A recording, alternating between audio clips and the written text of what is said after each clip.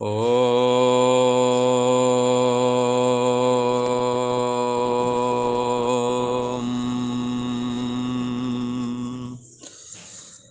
ओम गुरु ब्रह्मा गुरु विष्णु गुरुदेव महेश्वरा गुरु साक्षात् परम ब्रह्म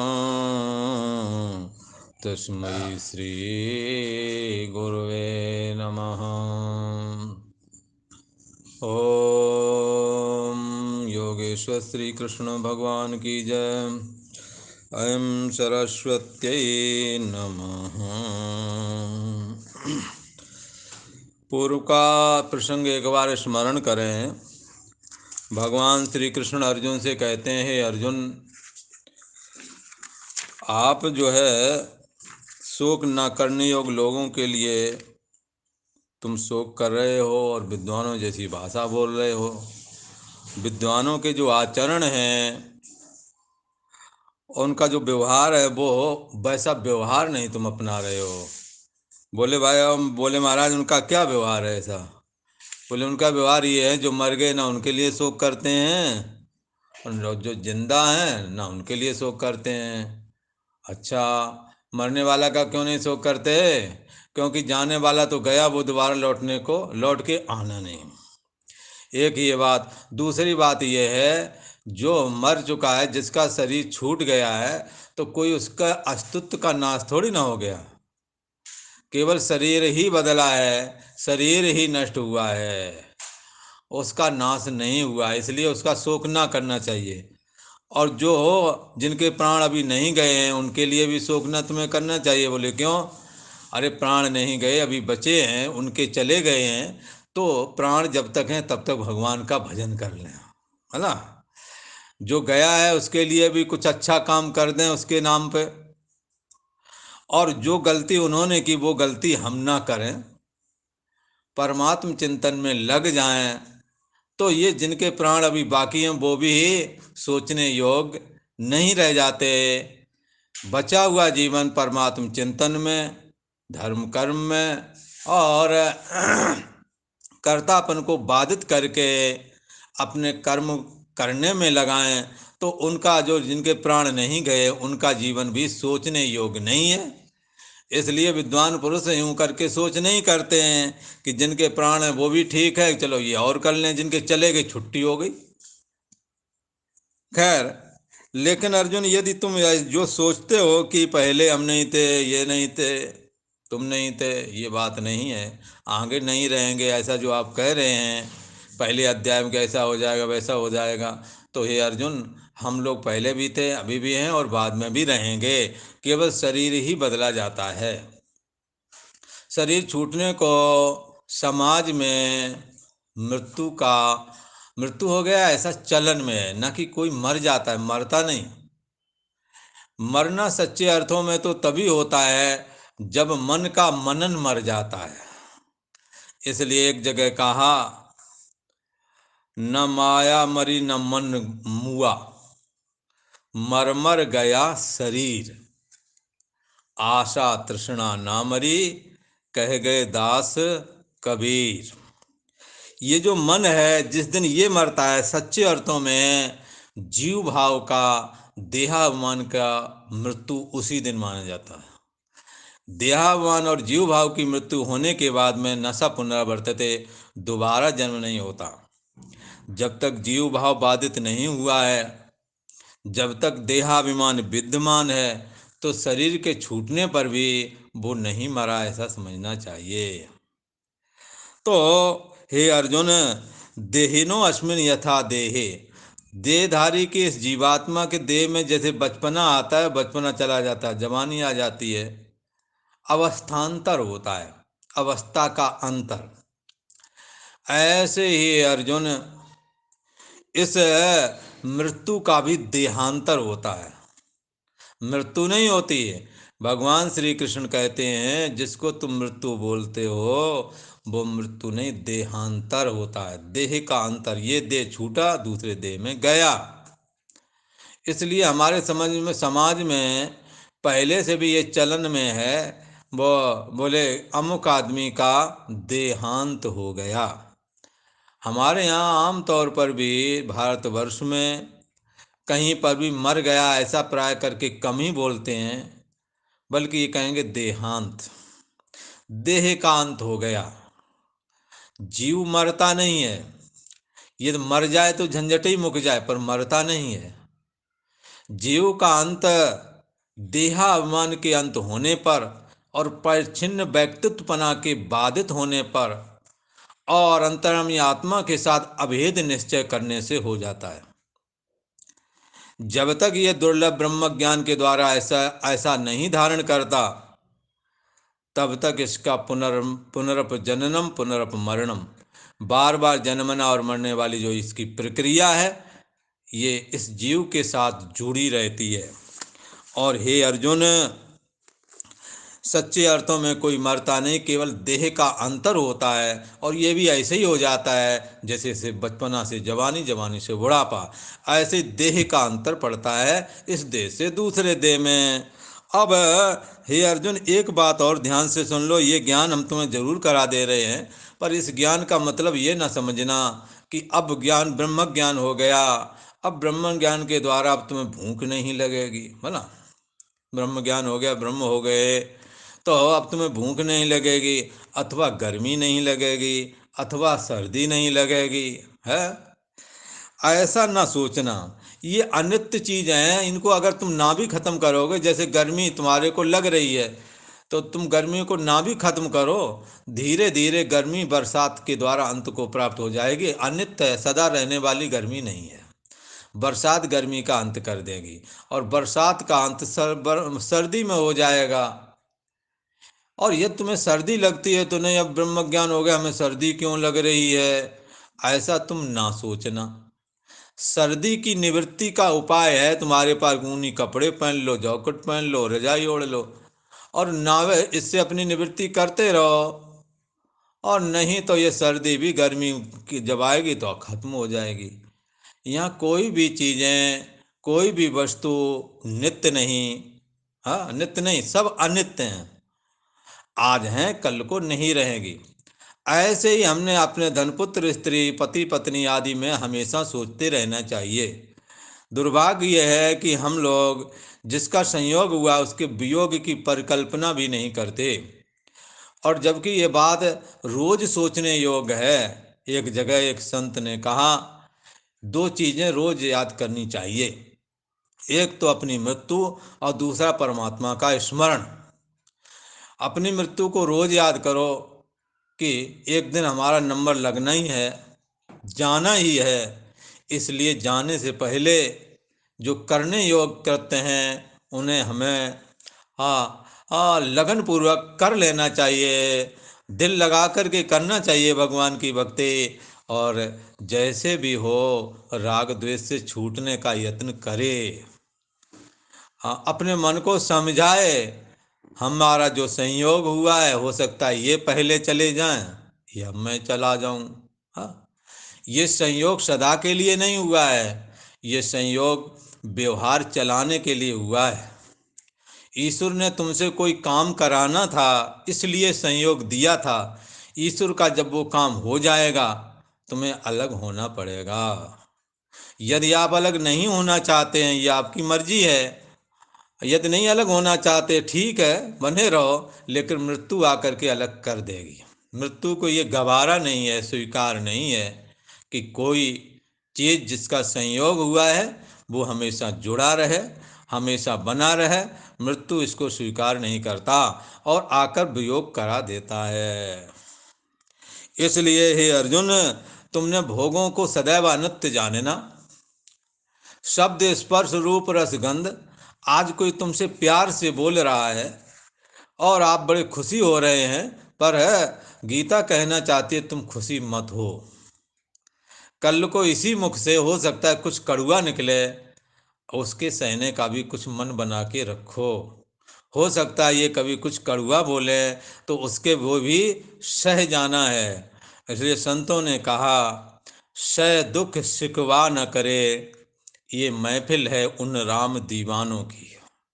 दुख सहले सिकवा न करे। आपको राग द्वेष के वशीभूत हो करके आपके परिवार में, आपके लोगों में, बहुत सारे लोगों में एक दूसरे से शिकायत है। पर गीता मानो कहना चाह रही है कि तुम उन शिकायतों को लेकर के समस्या ना बनो, तुम सह लो। यदि समस्या बन गए तुम्हारे लिए उलझन होगी। तुम दुख को सहन कर जाओ और समाधान बन करके जीना सीखो। एक बार, दो बार, तीन बार करेगा, इसके बाद आगे आपके साथ आपका परिजन कब तक ऐसा करेगा, वो भी रुकेगा। वो ऐसी उम्मीद से कर रहा है कि ये कुछ कहे, बवाल थोड़ा बढ़े। अपमानित इसलिए कर रहे हैं, खरी खोटी इसलिए सुना रहे हैं, कुछ बवाल थोड़ा बढ़ जाए, अगल बगल वाले भी जान जाएं। पर तुम ऐसा मत करो, तुम सह जाओ। हाँ, भगवान श्री कृष्ण कहते हैं, हे अर्जुन, मात्रा स्पर्शास्तु कौन्तेया शीतोष्ण सुख दुःखदाः आगमापायनो नित्यास्तांस्तितिक्षस्व भारत। मात्रा स्पर्शास्तु कौन्तेय। मात्रा कहते हैं शब्द, स्पर्श, रूप, रस, गंध, ये 5 विषय को यहाँ मात्रा स्पर्श, इंद्रियों के द्वारा विषयों का जो सन्निकर्ष है, जो संयोग है, उसको कहते हैं मात्रा स्पर्शास्तु। फिर बारीकी बारीकी से समझें, नेत्र का रूप के साथ संबंध है। ये काला है, ये नीला है, ये खूबसूरत है, ये कुरूप है, ये चीज़ कौन देखता है? नेत्र देखता है। ये शब्द को कौन पकड़ता है? कान पकड़ता है, अथवा कान खा जाता है। शब्द अच्छा या बुरा कौन खा जाता है? कान में समा जाता है, कान खा जाता है। और रूप जो है नेत्र खाता है, और रसना रस खाती है बोला। और त्वचा तुम्हारी स्पर्श को खाती है, और नाक तुम्हारे गंध को खाती है। ये 5 मुख जो शिव जी के हैं वो हमारे अंदर भी प्रकट हुए हैं बोला। शिव जी का जो आकाशात्मक मुख है, हाँ, वो श्रोत्र के द्वारा प्रकट हुआ। हाँ, और शिव जी का जो सूर्य और चंद्रमा नाम का जो आंखें हैं, वो हमारे अंदर दाएं और बाएं आंखों के रूप में प्रकट हुए। ईश्वर सबसे अभेद है। वो किस तरह से अभेद है आप ये देखें। ईश्वर का जो ये गंध सूंघने वाली जो नाक है, अब वो साक्षात पृथ्वी गंधवती है ना, पृथ्वी ही, जिसको अश्विनी कुमारों के रूप में भी कहते हैं। ठीक है। और ये जो है ईश्वर का जो मुंह रस लेने का है, वो समुद्र है, वहाँ से ही सारा रस आता है। बरसात से पानी भरा जाता है, हाँ, मेघों के द्वारा बरसाया जाता है। जहाँ भी रस हो रहे हैं, जहाँ भी औषधियाँ हो रही हैं, उसी के द्वारा। तो रस का केंद्र कौन है? समुद्र। इसलिए वो समुद्र का अधिपति को वरुण बोला जाता है। और ईश्वर का जो ईश्वर की जो इंद्रिय है वायु, वही हमारे अंदर त्वचा बन के प्रकट हुई है। इसलिए त्वचा के द्वारा हम स्पर्श का अनुभव करते हैं। इंद्रियों के साथ जो विषयों का संबंध है, मात्रा स्पर्शास्तु किसे कहते हैं? इंद्रियों का विषयों के साथ होने वाला संबंध। उस संबंध से अनुकूल परिस्थिति में विषय सुखी करता है, और प्रतिकूल परिस्थिति में वो विषय दुखी करता है। साधक को क्या करना है? विवेकी को क्या करना है?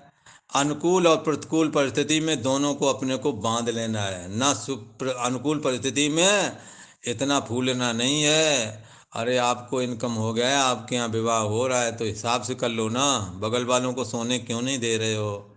इतना डीजे क्यों बजा रहे हो? हार्ट का पेशेंट है, उसे परेशानी हो रही, वो सो नहीं पा रहा है। जरा इतना तो ख्याल रखो कि अपनी खुशी के द्वारा कोई तुम्हारे से दुखी तो नहीं हो रहा है। खुशी को भी पचा जाओ। कहीं ऐसा तो नहीं थोड़े पैसे आ गए हों तो सबसे आंख दिखाना चालू कर लिया हो? कहीं ऐसा तो नहीं है पैसा आ गए हो, बोलने वाले बन गए हो, तो सबकी जबान ही पकड़ रहे हो? हैं? किसी परिजन को आप बोलने नहीं देते। गीता इससे मना कर रही है बोला। गीता कहना चाहती है मात्रा स्पर्शास्तु कौन्तेय, अनुकूल और प्रतिकूल परिस्थितियों में इंद्रियों का जो विषयों के साथ संबंध है, कहते हैं ये सुखी और दुखी करने वाला। कैसे? अनुकूलता और प्रतिकूलता को, अथवा गर्मी सर्दी को, गर्मी सर्दी और सुख दुख को देने वाले, ये दोनों चीजें हैं इंद्रियों का विषयों के साथ संबंध। और ये हैं कैसे? ये हैं तो, पर ये आगमा पाइना, आने और जाने वाले हैं भला। अब पहले जो खाते पीते रहे, आज वो खा पी पा रहे हैं? नहीं खा पी पा रहे हैं भला, और आगे और भी ना खा पाएंगे। और ये इस जगत की एक रीति है, जब चना होते तब दांत नहीं काम करते भला, दांत होते ही नहीं। जब भोग पदार्थ होते हैं तो भोगने की सामर्थ्य नहीं होती है, जब सामर्थ्य होती तो भोग पदार्थ नहीं होते। दो में एक जरूर गड़बड़ रहता है। गरीब गुरुआ जो लोग होते हैं, उनके बच्चे, उन्हें दब कर के भूख लगती है और वो खूब भोजन करते हैं। भाई अमीर आदमी मतलब जो अपना पैसे की तो कमाने खाने वाले, वो 2 रोटी खाते हैं। किसी से सुना है, पर सही गलत राम जी जाने, पर सुनी हुई बात बता देते हैं। पर मैं ऐसा विश्वास नहीं करता कि पैसा कमाने वाला जब पैसा कमाने लगता है तो खुराक कम हो जाती है। पैसे की वजह से थोड़ा खाता है, दिन भर पैसा गिनता है।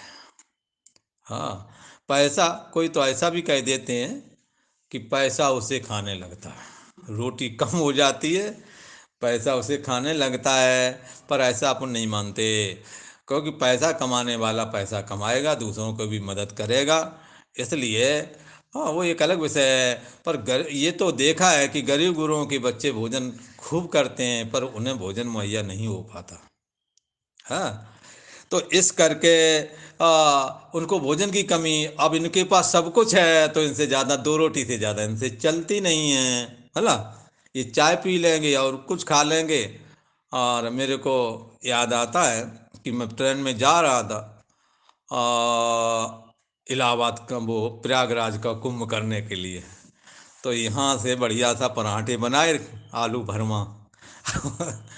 जब ट्रेन में खोल के खाए, भूख लगती थी पहले खूब। लोग जो 8-8 पराठे खाए, सबने 4-4, 6-6, 8-8। तो बगल में बैठे एक गुजरात के बंधु थे, तो कहने लगे कि ये सब तुमने खा लिया, ये हजम कर जाओगे? मैंने कहा देखते रहो, कहीं जाए तब कहे ना। जब हम लोग कहीं जावे या कुछ गड़बड़ हो तभी बत कहे ना ये बात। हाँ, बोली कहाँ जाएगा, सब कैसे ही हजम कर जाओगे? अरे देव मका देखते रहो, सब हजम हो जाएगा। हाँ, तो क्या है, और उन्होंने थोड़ी देर बाद में लाई निकाली, प्याज काटा और नींबू डाल करके उसको खाया। बोली महाराज मेरे को इतने यही हजम होता है, ये चीज़ तो हम कल्पना नहीं कर सकते। तो ऐसा किसी किसी को हो जाता, नहीं हजम होता। तो क्या है कि ये धन जो है जब ज़्यादा पैसा होता है तो लोगों का दिमाग व्यस्त रहता है। व्यस्त रहने की वजह से, और उनका जब किसी का भी हो, जब दिमाग व्यस्त होता है तो उसको भूख का असर कम पड़ता है। और जिनका दिमाग व्यस्त नहीं, उन्हें जो भूख लगे तो दबा करके खा जाना। खैर, वो एक अलग विषय है। मात्रा स्पर्शास्तु कौन्तेय, इंद्रियों का विषयों के साथ जो संयोग है वो कैसा है? उत्पत्ति और नाश होने वाला है। और कैसा है? अनित्य, सदा रहने वाला नहीं है ये संयोग। आज जो तुम्हें प्यार भरे शब्द सुनने को मिल रहे हैं, आज जो पूरे परिवार से आदर मिल रहा है, कोई जरूरी नहीं कि आगे भी तुम्हें मिलने ही वाला है। हो सकता है तुम्हारे अपने बांधव बच्चों के विवाह हो जाएं, वो ऐसा सत्कार ना कर पाए। ये संयोग और वियोग वाला है, उत्पत्ति और विनाश वाला है, और अनित्य है, ये सदा रहने वाला नहीं है। अर्जुन, ब्रह्म ज्ञान के लिए द्वारा ऐसा मत सोचना, हम ब्रह्म ज्ञान कराए दे रहे, आत्मा का बोध कराए दे रहे, अब तुम्हारे को ये कुछ ना आएगा बोला। ये आएगा, पर तुमने क्या करना? तांस तितिक्षस्व भारत। हे अर्जुन, हे भरत वंश में उत्पन्न होने वाले अर्जुन, तुम उनको सहन कर लेना। जब भगवान श्री कृष्ण अर्जुन से कहते हैं सहन करने के लिए, तो हम किस खेत की मूली हैं, फिर रोज शिकायत क्यों, उसने ऐसा कह दिया, का कहूँ, बहू ने ऐसा कह दिया, लड़के ने ऐसा कह दिया। अरे ये कहने के लिए आए हैं, हाँ उसकी शिकायत है, ऐसे नहीं करना है, बल्कि ऐसा जानो ये हमारा पूज्य महाराज जी अपने कहते हैं कि किसी को अच्छी पत्नी अथवा अच्छा पति मिल गया तो ऐसा कभी मत मानो कि पत्नी अच्छी है, पति अच्छा है, बल्कि तुम्हारा अच्छा कर्म ही अच्छा पति होकर के दिख रहा है, अच्छा कर्म ही अच्छी पत्नी होकर के, अच्छा बेटा होकर के दिख रहा है। कर्म का फल जब समाप्त होगा तो वो ही उल्टे पड़ने लगते हैं। इसलिए ये बात सदा याद रखने योग्य है कि कोहू नहीं काहू कर, सुख दुख कर दाता, निजकृत कर्म भोग सब भ्राता। और ये बात भी लगभग बुद्धिजीवी सभी मानते ही हैं कि जहाँ भी हमारा अपमान या जहाँ भी हमारा नुकसान या कुछ भी दुख तकलीफ होती है, उसमें स्वयं भी उसके भागीदार होते हैं। बहुत सारा दोष जिसका अपमान होता है उसका भी होता है। अगर 100 में 80% वो उसने गड़बड़ी की, अगले ने तो 20% तुमने भी की। तुम ऐसा नहीं कह सकते कि तुम्हारा दबा के अपमान किया गया तो आप बिल्कुल निर्दोष हैं। कोई ना कोई हेतु आप जरूर बने हैं। इसलिए शास्त्र का वचन कभी मिथ्या नहीं होता है। कोई किसी को दुखी नहीं करता, अपना कर्म ही तुम्हें सुखी और दुखी करता है? इसलिए हमने अपने सुखी और दुखी होने के लिए दूसरों को दोषारोपण देना बंद कर देना चाहिए और तान तितिक्षा भात उसको सह लेना चाहिए। सह दुख शिकवा न करे, ये महफिल है उन राम दीवानों की। हे कुंती पुत्र, शीतोष्ण सुख दुखदा मात्रा स्पर्शास्तु, गर्मी और सर्दी सुख और दुख को देने वाला इंद्रियों का विषयों के साथ जो संबंध है ये उत्पन्न और नष्ट होने वाला है और ये अनित्य है। इसलिए इसकी निवृत्ति के लिए सारी चेतना हमने नहीं लगानी। भला कि ये हमारे अनुकूल बने रहें, वो तो समय पर अनुकूल होंगे, समय पर प्रतिकूल भी हो जाएंगे। इसलिए इनको संवारने का ज़्यादा यत्न न करके उनको सहते चलो। बहुत ज़्यादा सुख है तो क्षुद्र नदी भर चलो तोराई, तुम थोड़े धन खल बौराई। ऐसा काम नहीं करना है। भला थोड़ा संसाधन जुड़ गए, हाँ अच्छे से रोटियां चलने लगी, तब पागल ना हो जाओ। भला सत्कार करना बंद मत करो, प्यार से बोलना बंद मत करो। पता नहीं कब कैसा संयोग बने और तुम्हारे बने हुए संयोग बिगड़ जाएं और तुम्हें उन्हीं की ज़रूरत पड़े जिन्हों से कटते रहे। इसलिए तुमने किसी से बिगाड़ना नहीं। और रज्जब से पूछा फिर क्या करें ऐसे मौका में, है? तो वह रज्जब ने तो कहा, रज्जब रोष न कीजिए, कोई कहे क्यों ही, हंस के उत्तर दीजिए, हाँ बाबा यूं ही ठीक है, जैसे तुम कहते हो वही ठीक है। अपने को झुक जाओ। बहुत परिवार वाले सीधे साधे लोग हैं, बच्चे कहना नहीं मानते। भला और पत्नियां भी बच्चों की तरफ लुढ़क जाती हैं, कई बात सही बात भी मानी नहीं जाती उनकी, पर फिर भी वो बेचारे लगे हैं परिवार का बैलेंस बना रहे, बिगड़े नहीं। ऐसे लोगों को धन्यवाद है जो परिवार को किसी तरह अपना ही दबके कर रहे हैं, तो चला तो रहे हैं, बिखरने से तो बच गए। नहीं वो अपना पाँव पांचवा पाँव लगा देंगे, नहीं हम तो ऐसा करेंगे, तो फिर क्या हो? इससे अच्छा है और दब जाओ थोड़ा, अच्छा ही है। परिवार चलाना है, ऐसे ही चलता ही है, कोई दबेगा कोई दबाएगा। जब बड़े बुजुर्गों की नहीं चलती तो बड़े बुजुर्ग फिर क्या करें, अपने चुपचाप रह जाते हैं, तो ठीक ही है और कोई हल नहीं है। नहीं तो उन्हें रोटी भी ना मिलेगी, मुश्किल तो ये है, जो चैन से रोटी मिल रही है उसका भी मुश्किल पड़ जाएगी। इसलिए हाँ, जो ये गर्मी और सर्दी के द्वारा इंद्रियों के संयोग और वियोग जो है ये जीव को सुखी और दुखी करते हैं, ये उत्पत्ति ना और नाशमान है, ये अनित्य हैं, इनको तो तुम सहन कर लेना। अब कदाचित ऐसा भी कहो कि हम रोकते मानता नहीं है, तुम कुछ दिन रुक जाओ, अपने आप मान जाएगा। कोई संयोग ऐसा आएगा प्रकृति का, उन्हें लगेगा काश मैं इन पापा को ऐसा बोलता रहा, और कल को लगेगा कि ये गलत हो गया, जब जरूरत भी पड़ेगी। और धीरे धीरे करके वो कोई भी चीज़, कोई भी वृत्ति एक जैसी नहीं रहती है। एक जगह एक का पति मर गया था, और एक महाराज जी थे, उनसे कहा अब क्या करें, मैं क्या करूं। अब वो जब तक थे तब ऐसा वैसा पता नहीं क्या क्या। तो उन्होंने कहा वो समय तुम्हारा निकल गया। बोले हाँ निकल गया। तो ये समय का बना रहेगा, ये भी निकल जाएगा। आँखी मीचे भोर भया, ये भी निकल जाएगा। धैर्य धारण करो। दुखाकार वृत्ति भी सदैव नहीं रहती। अति दुखी रहने वाले लोग भी धीरे धीरे करके उनके चित्त से दुख निकल जाता है, आंखें पथरा जाती हैं, उनके आंसू नहीं आते भला। इस करके यहाँ पर कोई भी वृत्ति एक जैसी हमेशा नहीं रहती। और कदाचित हे अर्जुन, तुमने अगर ऐसा कर लिया, क्या इंद्रियों और विषयों के संयोग, ये उत्पत्ति और नाशमान तो वही है, अनित्य हैं, और गर्मी सर्दी के माध्यम से ये सुखी दुखी करते हैं। कदाचित इनको तुम बर्दाश्त कर जाओ, इनको सहन कर जाओ, तो इसका फायदा क्या है? तो कहते हैं यम ही ना व्यथयन्ते ते पुरुषम पुरुषर्षभ सम दुख सुखम धीरम सोमृतत्वाय कल्पते। यम ही न विथयन्ते ते, क्योंकि पुरुषर्षभ, यहाँ अर्जुन को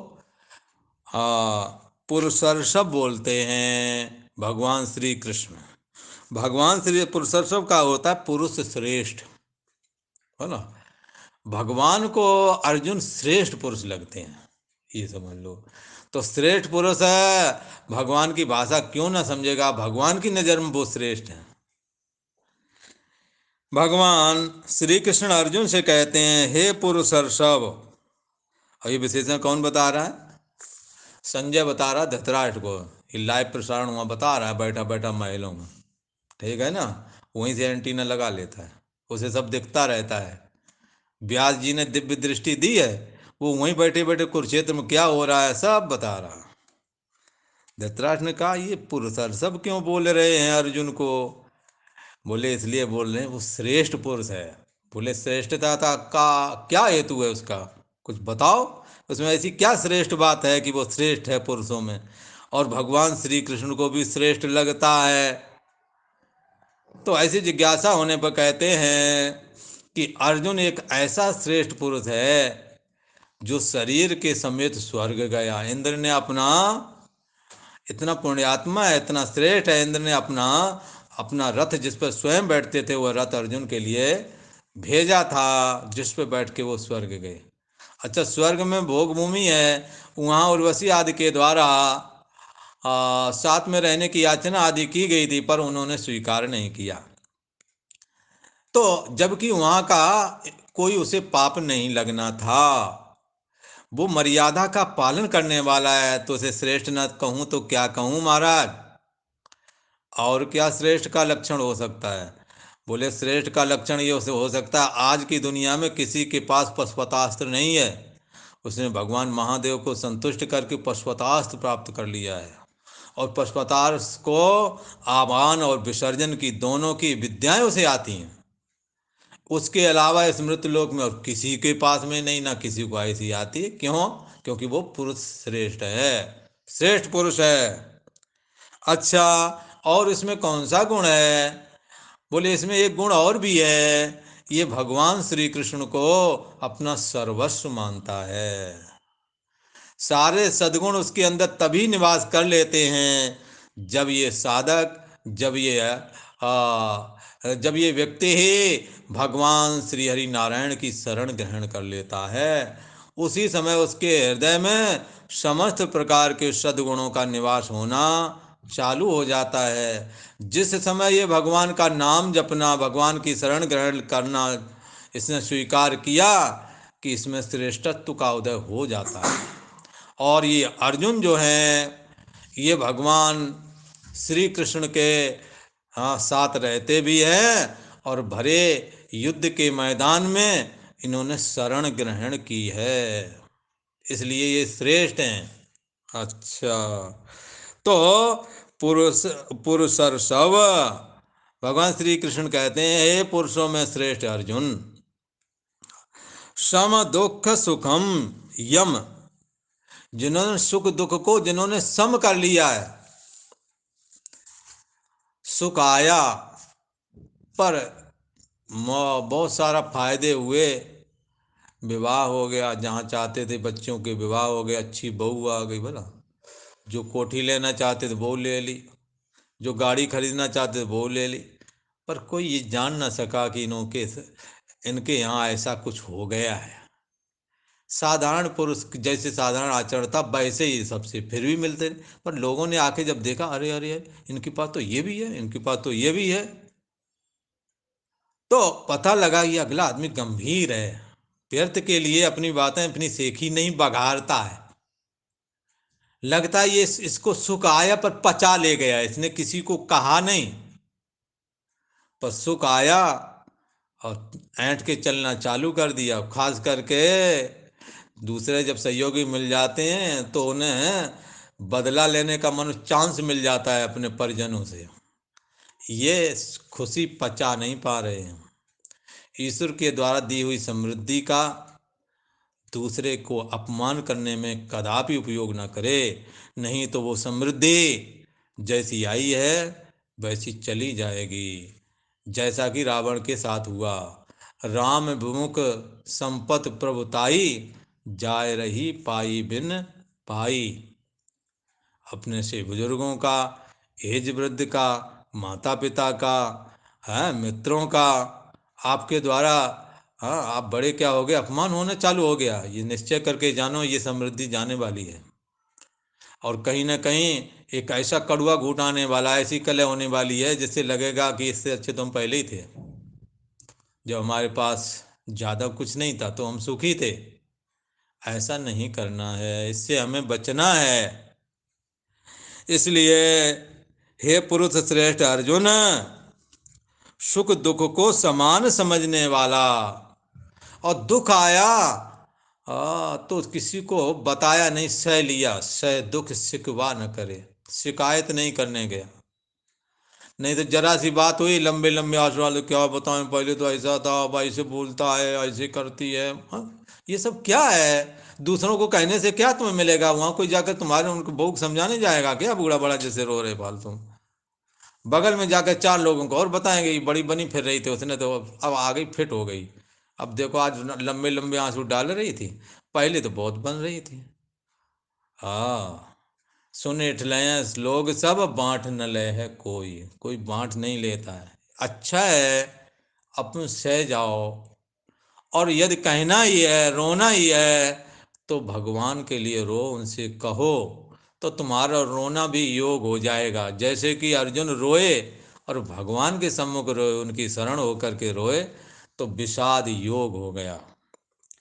हे पुरुषर्षभ, सम दुख सुखम, जिसको जो सुख दुख में, सुख दुख को जो समान समझने लगा, यम धीरम, ऐसा जो धैर्यवान पुरुष है, एते न व्यथयंती, जिसको एते इंद्रियों और विषयों के संबंध जिसको व्यथित नहीं करते, ये भी एक व्यथा है।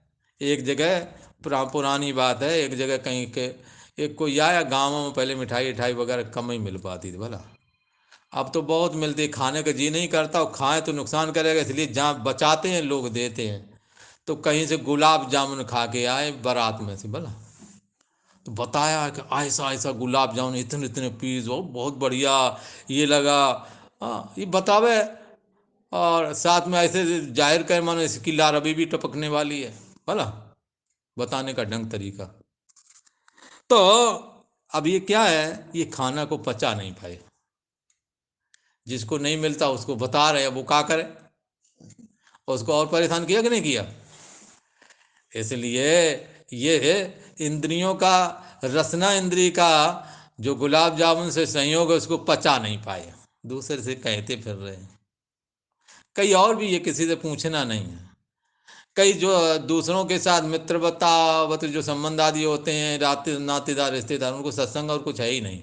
हमारे लड़के का इसी जगह ब्याह हुआ, उसके वो फलाने ऐसे हैं, वो फलाने ऐसे हैं। और दूसरे दिन जब खुद पे बीतने लगी, जब बहू ना कहना माना, ससुराल वाले आकर के ही नाक में दम चालू कर ली, फिर वो बात कहने भूल गए। दूसरों के लिए ससुराल वालों की चर्चा, हमारे लड़के के ससुराल वाले ऐसे, बोला अरे इनसे बचो। हाँ, जिसका तुम ये इसलिए सुना रहे हो कि हमसे दाब खा जाएगा। दाब क्या खा जाएगा? कल को वो दाब तुम्हारे ऊपर आने वाली है। बतलाने में भी संकोच करोगे, क्योंकि वही तुम्हारी आफत करने लगे। अच्छा है, उसको कुछ गंभीर रहना सीखो। हो गया ठीक है। पर ये लोग मानते नहीं। इंद्रियों का विषयों के साथ जो संयोग है, यदि इनके द्वारा हम विचलित ना होवें, है ना, यदि इंद्रियों के विषयों के साथ जो संबंध है, इससे जो व्याकुल नहीं होता, स अमृतत्वाय कल्पते, ऐसा साधक अमृत तत्व परमात्मा को प्राप्त हो जाता है। ये खासियत हो जाएगी उसमें। यदि सुख दुख को सम कर लें, मन सुखी होने पर और दुखी होने पर अपने में सुख प्रफुल्लता आदि जो लक्षण है, जिसके द्वारा दूसरों को चिढ़ होती है, वो बचाओ ना, क्या जरूरत है। हाँ।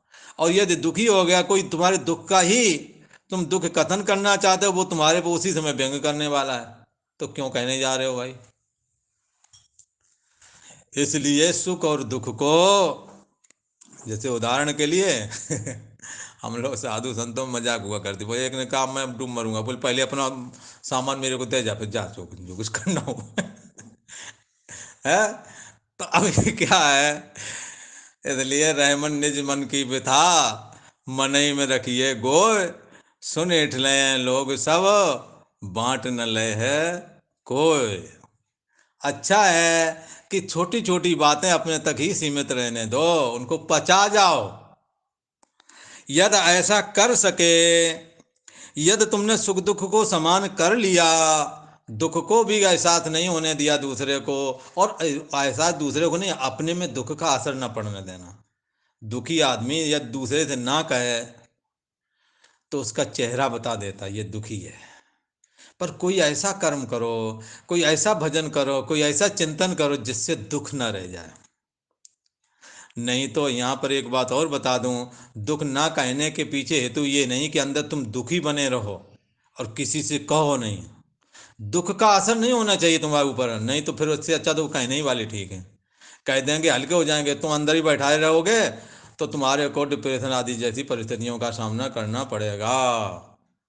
इसलिए तुमने अपने चित्त की भूमिका को कुछ ऐसा बनाना है जिससे तुम्हारे चित्त को ये दुखी ना होने दे। आप बार बार विचारो संसार की मिथ्यात्व का।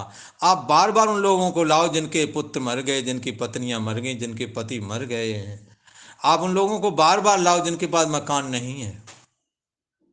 आप उन लोगों को बार बार लाओ जिनके हाथ पैर नहीं है। क्या उनसे अच्छे नहीं हैं आप? तो पाएंगे उन सबसे अच्छे हम ही हैं। फिर तुम्हें भगवान ने क्या नहीं दिया? सब कुछ तो दिया। आप क्यों नहीं उसकी कृपा का एहसास करते? इसलिए दुख आवे, दुख हमारे को विचलित ना कर सके। इसी प्रकार सुख आवे, सुख हमें विचलित ना कर सके। अगर ऐसा कर सके तो वो धैर्यवान, बड़ा बुद्धिमान पुरुष है, जिसने अपने चित्त को बहुत बड़ी खुशियां आने पर भी फूलने नहीं दिया। इसलिए नहीं फूलने दिया, ये खुशियां भी पता नहीं कब जो है आज हैं कल को ना रहें। और ऐसी खुशियां जो तुम्हें मिली हैं, बगल वालों को बहुत समय से मिली हैं, पर वो तो नहीं उछल रहे हैं, तुम क्यों उछल रहे हो? हाँ। इसलिए अच्छा हो कि आप शांति से उसको सह जाओ, शांति से उसको बर्दाश्त कर जाओ, सहन कर जाओ। यदि ऐसा तुमने कर लिया, और इंद्रियों के विषयों के साथ होने वाला जो संयोग है, उससे जो सुख और दुख होता है, यदि उसको तुमने समान बना लिया, तो हे अर्जुन, ऐसा धैर्यवान पुरुष, ऐसा बुद्धिमान पुरुष अमृतत्वाय कल्पते, अंतर्यामी महान आत्मा को जानने का अधिकारी बन जाता है, मोक्ष के योग बन जाता है, महापुरुष बन जाता है। ओम शांति शांति शांति।